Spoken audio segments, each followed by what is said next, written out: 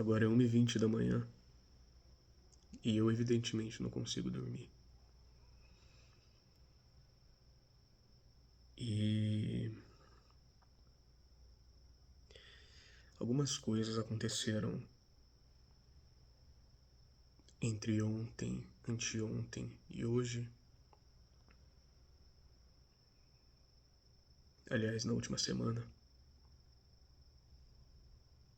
que me deixaram um pouco reflexivo sobre algumas coisas.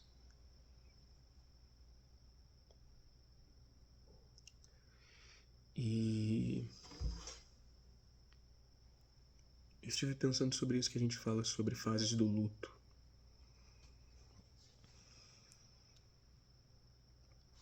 A gente sempre traz esse assunto de fases do luto, fases da paixão,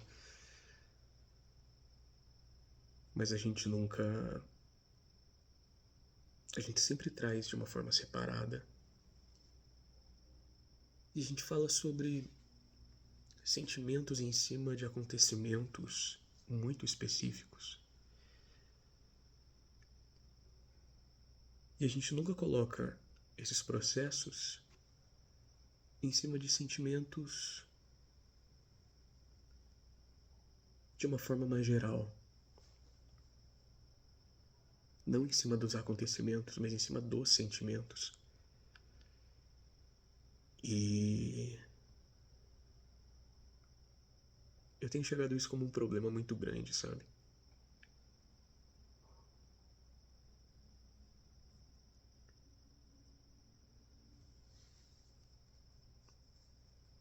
Por exemplo, a gente sempre pega essa questão de fases do processo de você lidar com o luto, os processos que você passa dentro de uma paixão, só que você nunca coloca necessariamente como processo de lidar com seus próprios sentimentos. Eu queria deixar muito claro aqui, tá? Eu não sou especialista de porra nenhuma. Se esse vídeo chegar em alguém, porque eu tô colocando isso como um diário, tá? E se esse vídeo chegar em alguém por algoritmo, eu quero deixar muito claro que eu não sou especialista de porra nenhuma, tá? Eu sou só um latino-americano sem dinheiro no bolso e amigos importantes que não conseguiu dormir à 1h30 da manhã. Caralho, quem que tá na rua essa hora? Enfim.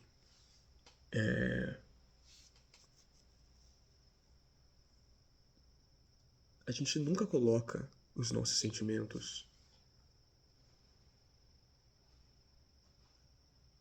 nesse processo da equação.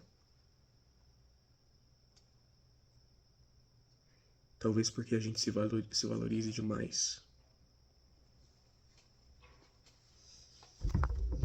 Talvez porque dentro da nossa cultura, dentro de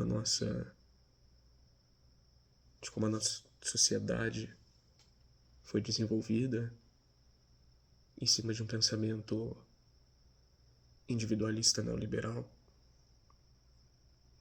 a gente considere isso como a nossa principal virtude. Um individual num sentido não do pensar como indivíduo, mas do prezar pela autoproteção individual o tempo todo. Só que nessa autoproteção individual, eu não digo que você não tem que se proteger, mas nessa autoproteção, você vai colocar você mesmo no centro de tudo o tempo todo. E você vai achar que todas as coisas que acontecem ao seu redor estão acontecendo de forma a te machucar. Parece que há uma força, parece que há algo a mais que está tentando te machucar, que está tentando tirar algo de você. Caralho, perdão. tá tentando tirar algo de você. E não é bem assim que funciona. Porque quando você entende que você é um indivíduo, mas que as outras pessoas também são, e você entende que os erros que você comete, aliás, se você enxerga que você comete erros, se você dorme sobre esses erros, você entende que as outras pessoas também estão suscetíveis. E às vezes, elas não vão nem considerar que cometeram um erro. Porque elas não vão enxergar. E não porque elas são ruins, mas porque você muitas vezes não enxerga. É um processo natural que acontece com todas as pessoas. Às vezes passa batido, às vezes a gente não quer pensar sobre aquilo. E muitas vezes é só mais uma naturalidade de um processo. Às vezes como um luto, às vezes como algo que passou e só ficou pra você. Sabe, eu sou professor. E por esses dias eu tive uma reunião importante de 3 dias em São Paulo, né? Eu sou do interior de São Paulo, eu tive que ir pra capital. E em um desses dias, uma das turmas mais importantes que eu já tive na minha vida, se não a mais, se formou em uma das escolas que eu trabalhava, apresentou o último projeto que a gente trabalhou muito duro em cima, e eu não pude estar com eles, eu tive que acompanhar remotamente. E quando eles foram receber os certificados de conclusão do curso,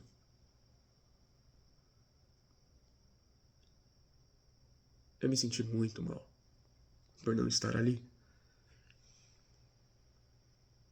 E o sentimento que eu tive foi um sentimento de luto, de perda. Eu senti que eu havia perdido alguém. E eu perdi pessoas que estavam na minha rotina.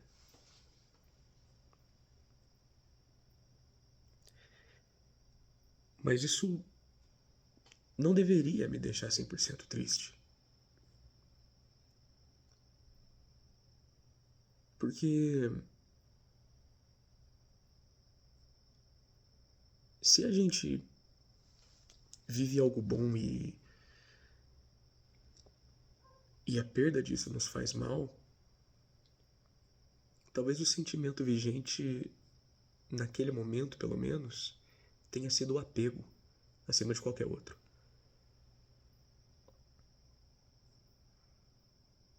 Sabe, isso vale para términos, isso vale para amizades, para qualquer tipo de coisa que você não vai ter mais na sua vida naquele momento. Sabe quão apegado às coisas a gente é? Quão apegado a gente é aos nossos próprios sentimentos? A gente vai valorizar tanto assim algo que é mais do mesmo da vida acontecendo em meio a 7 outros bilhões que estão acontecendo de forma parecida? Eu acho complicado a gente se valorizar tanto. Eu acho complicado essa cultura do autoengrandecimento o tempo todo.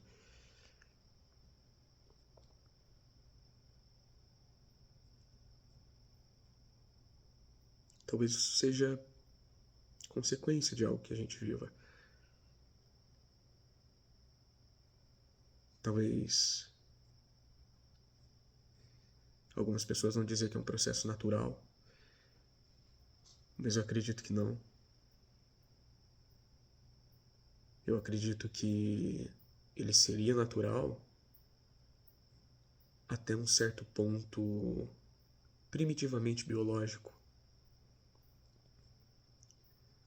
Mas quando a gente desenvolve a nossa consciência, quando a gente desenvolve a capacidade de viver em comunidades complexas,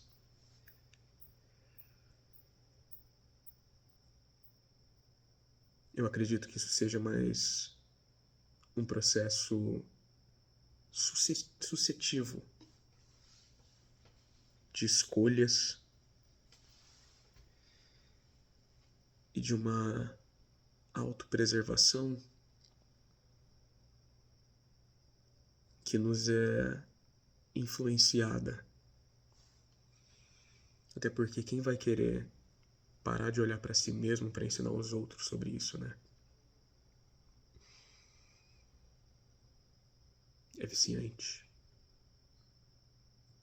O processo de vitimização, e aí eu coloco vitimização, não estou falando de contextos sociais nem nada do tipo, de vitimização de um contexto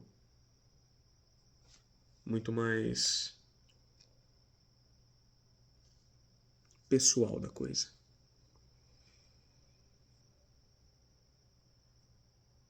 Às vezes tal pessoa falou uma merda sobre você, mas não foi porque aquela pessoa tem algo especificamente com você. O erro é dela. O jeito de ser que está deturpado é dela. Você talvez tenha sido a pessoa que acabou sendo selecionada aleatoriamente. E é aí que a gente precisa entender que coincidências existem, aleatoriedades existem.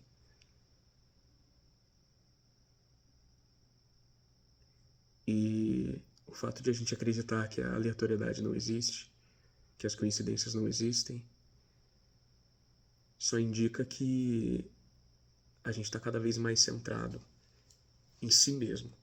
A gente tem uma necessidade de se autovalorizar o tempo todo. Ah, mas tal coisa aconteceu comigo? Não, coincidências não existem. Isso quer me dizer alguma coisa?